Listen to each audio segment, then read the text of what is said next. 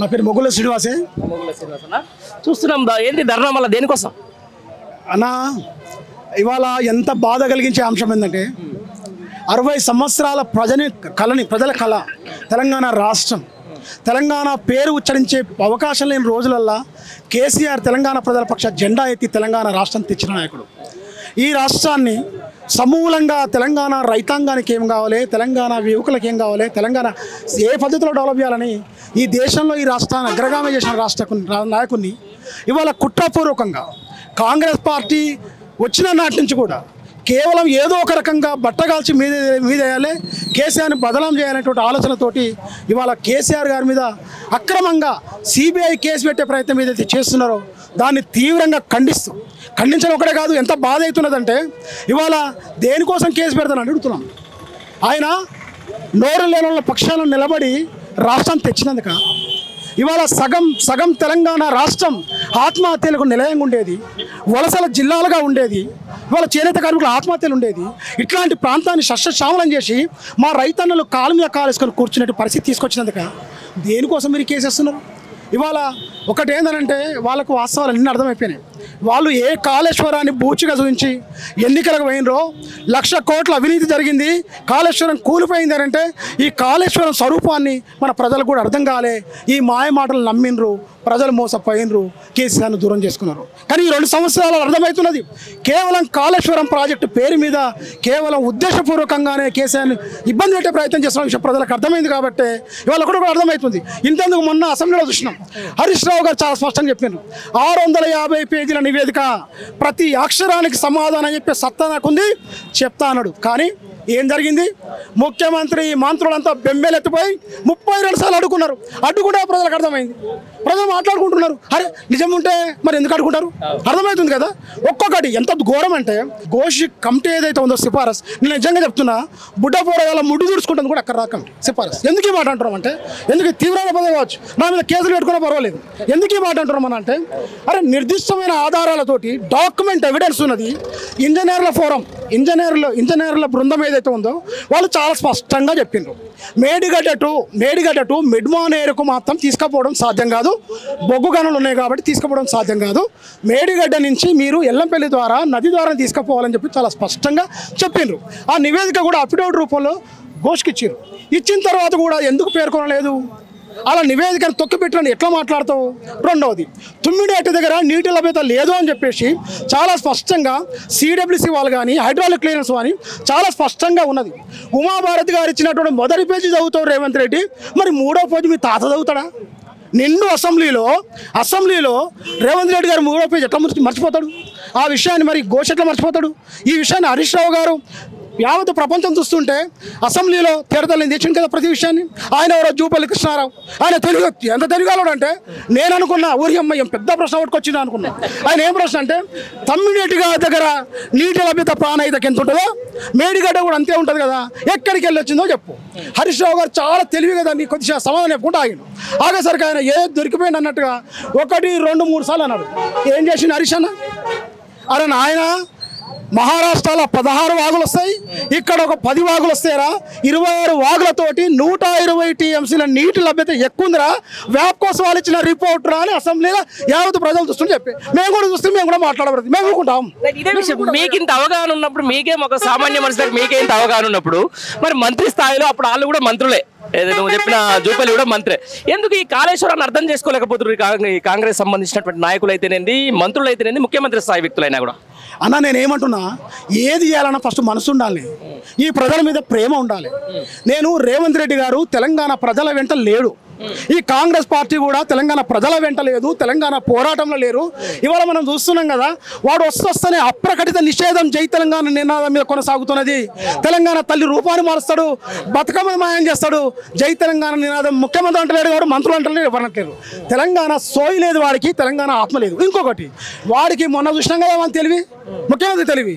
దేవాదుల ఏడు ఉంది అని అడుగుతున్నాడు. ఓర్ని ఏమని నువ్వు దేవాదుల తెలవనని మాటలు నమ్మి మా జనం ఆగమవుతారు కదరా. ఈ దేవాదులు ఏడుందో తెలవనాడు కాళేశ్వరం కూలిపోయిందని జనం నమ్మిరు. అప్పుడు అర్థమైంది జనానికి వీరికి దేవాదులు ఏడుందో తెలవదు, ఈయన మాటలు నమ్మి మోసపోతుంది కదరా అనుకున్నారు. వీళ్ళ తెలివి అంతా మన అసెంబ్లీలో బయటపడదే చూసినాం కదా. ఒకడేమో మా జిల్లా మంత్రి, ఆయన ఏమంటాడు వాటర్ పానీ అంటాడు.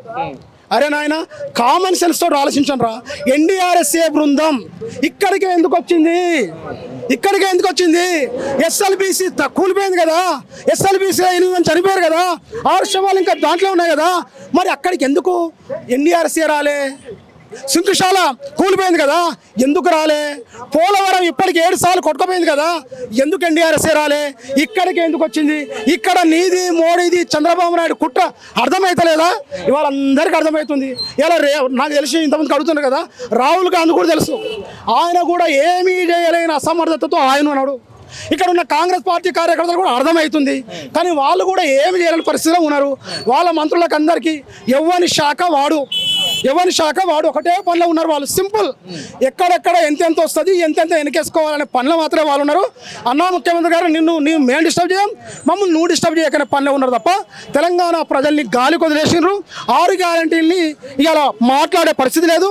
చంద్రబాబు నాయుడు నక్కజిత్తులోడు. ఇవాళ ప్రజలు యూరియా అడుగుతున్నారు కాబట్టి డైవర్ట్ చేయాలి, ఎప్పుడు కూడా డైవర్షన్ పాలిటిక్స్ నడిపిస్తున్నాడు. ఇవాళ అందరికి కనిపించేది చంద్రబాబు నాయుడు కాదు ఇది అనుకున్నది, సారీ రేవంత్ రెడ్డి కాదు, ఈడ నడిపిస్తున్నదంతా కూడా చంద్రబాబు నాయుడు. ఇక్కడ ఉన్నదంతా ఆంధ్ర అధికారులను పెట్టి నడిపిస్తున్నాడు. ఈయనకు పాలన మీద అనుభవం లేదు, ఇంతకు మంత్రి చేసినాడు కాదు, నడిపిస్తున్నదంతా చంద్రబాబు నాయుడే. ఆయన మహాకూటమి పేరు మీద ఒకసారి రావాలని ప్రయత్నం చేసిండు. అప్పుడు ఈయన కీలుబొమ్మని ఎట్లా కీలుబొమ్మని పెట్టుకుందాం అనుకున్నాడు, కుదరలే. ఇవాళ రేవంత్ రెడ్డి ద్వారా ఎంత కథ నడిపిస్తున్నాడు. ఇంకొకటి, ఓవైపు రాజ్యాంగం చేతులు పట్టుకొని అసలు సిబిఐ చేతులు పట్టుకొని కేంద్ర ప్రభుత్వం బీజేపీ మా ముఖ్యమంత్రులను అందరిని అరెస్ట్ చేస్తారని చెప్పేసి రాహుల్ గాంధీ అక్కడ ధర్నా చేస్తాడు. ఓవైపు ఓటు చోరం చేస్తాడు. అసలు రాష్ట్రాలకు అసలు సిబిఐని అనుమతి ఇవ్వద్దని చెప్పేసి ఇదే చంద్రబాబు నాయుడు ఒకరోజు అక్కడ బ్యాన్ పెట్టిండు. ఇది ఆ తర్వాత కూడా ఈ సిబిఐ చేస్తున్నటువంటి ఏదైతే ఇది ఉందో దానికి సంబంధించి కేసీఆర్ కూడా బ్యాన్ పెట్టిండు. మళ్ళీ ఈరోజు సిబిఐకి తెలంగాణ రాష్ట్రంలో దారులు తెరిచినాయి. అంటే ఎందుకు దీనివల్ల ఏం కుట్ర ఇది అన్నా? ఇది చాలా స్పష్టంగా ఇప్పుడే కాదే మొదటనే అర్థమైపోయింది. ఆదానికి వ్యతిరేకంగా మన రాహుల్ గాంధీ గారు దేశవ్యాప్తంగా తిరిగిండ్రు. ఇవాళ మొత్తం ఆదానికి దోషి పెడుతున్నాడు మోడీ అని చెప్పి తిరిగిండు. ఇవాళ ఆయన వస్తేనే ఆదానికి రెడ్ కార్పెట్ వేసిన విషయం కూడా మనకు అందరూ చూసినాం.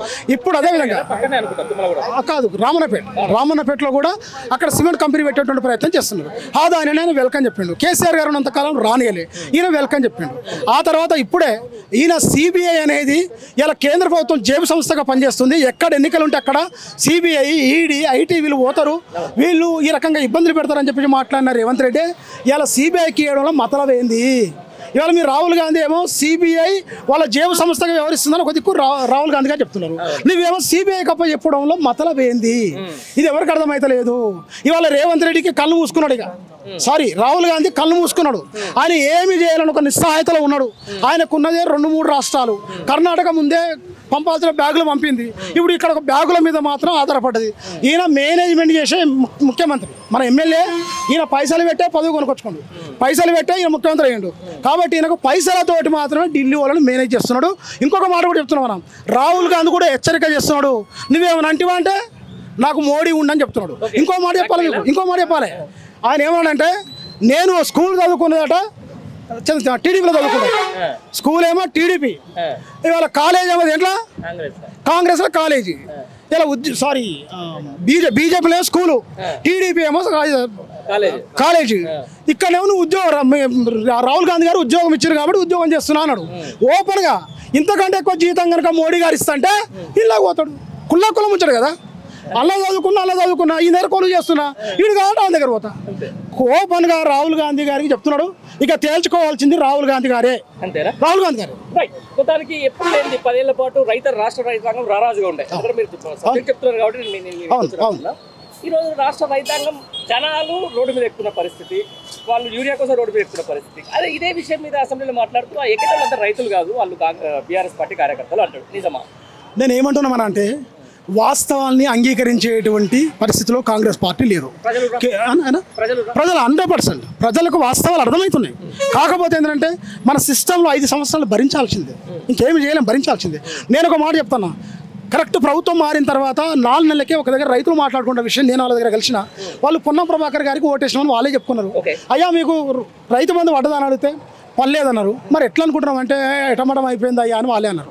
అన్న తర్వాత మరి ఏంది పరిస్థితి అంటే మా కోసం కేటీఆర్ అన్న హరీష్ అన్న ఊకుంటారు అని అన్నాడు. అంటే వాళ్ళ మీద నమ్మకం. ఇవాళ ఆగం చేసిండ్రు, కన్ఫ్యూజ్ చేసిండ్రు. ఎంత 1.8% కదా ఓటు. ఆ చిన్న తేడాతోటి ప్రభుత్వాలకు ఎంతమంది అన్న చంద్రబాబు నాయుడు, మోడీ, ఇవాళ ఆంధ్ర మీడియా అంతా కలిస్తే కదా ఇక కలిసింది. రైట్, ఇదంతా కలిసి ఇప్పుడు మీరు అంటున్నారు ఇప్పుడు బీజేపీ కాంగ్రెస్ కుట్రలో ఈరోజు కేసీఆర్ బలవుతున్నారని చెప్పేసి రేపు పొద్దున ఇదే సిబిఐ వాళ్ళ నిష్పక్షపాతంగా ఎప్పుడో చేయడం మర్చిపోయారు వాళ్ళు. సిబిఐ చేయడం ఒకవేళ కుట్రపూరితంగా కేసీఆర్ కనుక జైల్లో పెడితే ఏంది పరిస్థితి, తెలంగాణ రాష్ట్రం ఎట్లా ఉంటుంది? నేనేమంటున్నానంటే నాకు తెలిసి ఆ సాహసం కాదు కదా, వాడేదో కాలయాపన ఎన్నికల వరకు కాలయాపన చేసుడు తప్ప టచ్ కూడా చేయలేడు. ఆ పరిస్థితి వస్తే ప్రజలు ఎటువైపు తెలుసుకునే పరిస్థితి వస్తుంది. మరో తెలంగాణ ఉద్యమాన్ని చవి చూస్తాడు. ఎట్లాంటి తెలంగాణ ఉద్యమం అంటే అది మీరు చూసారు కదన్నా. నాట్లు వేసుకునే అమ్మలక్కలు కూడా మనకేమైంది, మన ఊర్లో ఎందుకు కదులుతలేరంటే ఊరును అమ్మలక్కలు కదిలించినటువంటి రోజులు అట్లా కదులుతారు. వాళ్ళకి అర్థమవుతుంది ఇవాళ దాడి జరుగుతుంది కేసీఆర్ మీద కాదు, తెలంగాణ మీద దాడి జరుగుతుంది. దీని వెనక కుట్ర ఉంది, చిన్నగా అర్థమవుతుంది. మా పార్టీ కూడా కొన్ని సరి చేసుకోవాల్సిన అవసరం ఉంది. నిర్మాణ పరంగా పార్టీని పటిష్టం చేసి ఈ విషయాలన్నీ కూడా ప్రజల దగ్గరికి తీసుకుపోయినట్టయితే ఎక్కువ కాలం కూడా పట్టదు. పెద్ద ఆయన ఆలోచన ఏంటంటే కొత్తగా ఎన్నికైన ప్రభుత్వానికి కొంత సమయం ఇద్దామని చెప్పేసి ఆయన ఊకున్నాడు. కానీ ఈ ప్రభుత్వానికి అంత మంచి బుద్ధి లేదు, మంచి ఆలోచన లేదు. ఏ రకంగానైనా కేసీఆర్ గారిని ఇబ్బంది పెట్టాలన్న ఆలోచన వాళ్ళది. ఇంకొక మాట చెప్పాలన్నా, ముగ్గురు కలిసి కుట్ర చేస్తారు. ఎవరెవరు ముగ్గురు కలిసి? పక్కా మోడీ, చంద్రబాబు నాయుడు, రేవంత్ రెడ్డి గారు. ఈ ముగ్గురు కలిసి ఏం చేస్తున్నారు? కేసీఆర్ గారు భుజాల మీద తుపాకీ పెట్టేమో కాళేశ్వరాన్ని కాలుస్తున్నారు. కాళేశ్వరం వరప్రదాయని ఇలా ఇంజనీరింగ్ మార్వల్ అని చెప్పేసి ఒక దిక్కు మాట్లాడుకుంటున్నాం. దీని మీద తుపాకీ పెట్టేమో కాళేశ్వరం ప్రాజెక్టు కలుస్తున్నారు. కాళేశ్వరం ప్రాజెక్టు మీద తుపాకీ పెట్టేమో కేసీఆర్ని కలుస్తున్నారు. ఇద్దరి మీద తుపాకీ పెట్టి తెలంగాణ రైతాంగాన్ని కాలుస్తున్నారు, తెలంగాణ ప్రజల ప్రయోజనం కలుస్తున్నారు. ఎవరెవరు కాలుస్తున్నారు? అక్కడ మోడీ, ఇక్కడ చంద్రబాబు నాయుడు. వీళ్ళ ఉద్దేశం ఏంది? మేడిగడ్డని పండబెట్టాలి, శాశ్వతంగా గోదావరి నీళ్ళని ఆంధ్రకు తరలించాలి అనేటువంటి ఆలోచన. బనకచెర్ల కూడా డెల్టా ప్రాంత రైతాంగానికి జూన్ మాసంలో నీళ్ళు కావాలి. నీళ్ళు వస్తలే వాళ్ళకు, అది వాళ్ళ సమస్య అంతా. డెల్టా ఇక్కడ తలుపులు వేసేసుకోండి, మేడిగడ్డ బాగుంటే నీళ్ళు రావాలి. నీళ్ళు రాకపోసరికి నాట్లు వేసుకున్నట్టు చాలా ఇబ్బంది అవుతుంది. వాళ్ళకు డెల్టా ప్రాంతంలో నీళ్లు రావాలి, దానికోసం ఈ పని చేస్తున్నారు. రెండవది ఇప్పుడు మూసీ ప్రక్షాళన నియోజకవర్గానికి సంబంధించి మీ దగ్గర గంధమల్ల ప్రాజెక్ట్ ఉంటుంది. ఆ వాటర్ మొన్న ఏంటంటే మూసీ ప్రక్షాళనలో భాగంగా కాళేశ్వరం నీళ్లు మూసీకి అనుసంధానం చేస్తామని చెప్పేసి ఒక మాట. రెండవది గంధమల్ల ప్రాజెక్ట్ మొన్న ఓపెన్ చేసిపోయినట్టు మీ దగ్గరకు వచ్చేసి మరి అక్కడి నుంచి నీళ్ళు ఏం వస్తాయి? దానికి గంధమల్లకు మల్లన్న సాగర్ నుంచి వస్తాయి. మల్లన్న ఇక్కడి నుంచి వస్తాయి, కాళేశ్వరం నుంచి వస్తుంది.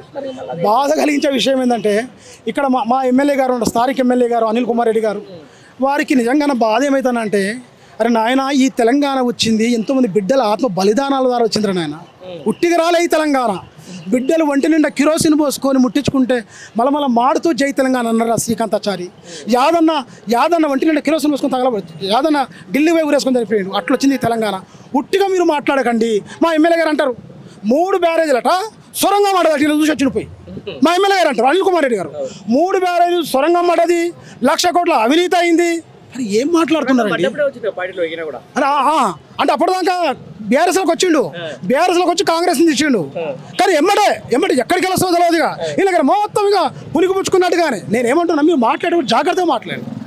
ఈ తెలంగాణ బిడ్డల ఆత్మ బలిదానాల త్యాగాల పోరాటంతో వచ్చిన రాష్ట్రం రా ఇది. కాళేశ్వరం ప్రాజెక్టు ఉంటే రాలి, మీరు అర్థం చేసుకోండి. అసలు వీళ్ళకి అర్థం కాని విషయం ఏంటంటే కాళేశ్వరం మేడిగాడని అనుకుంటారు.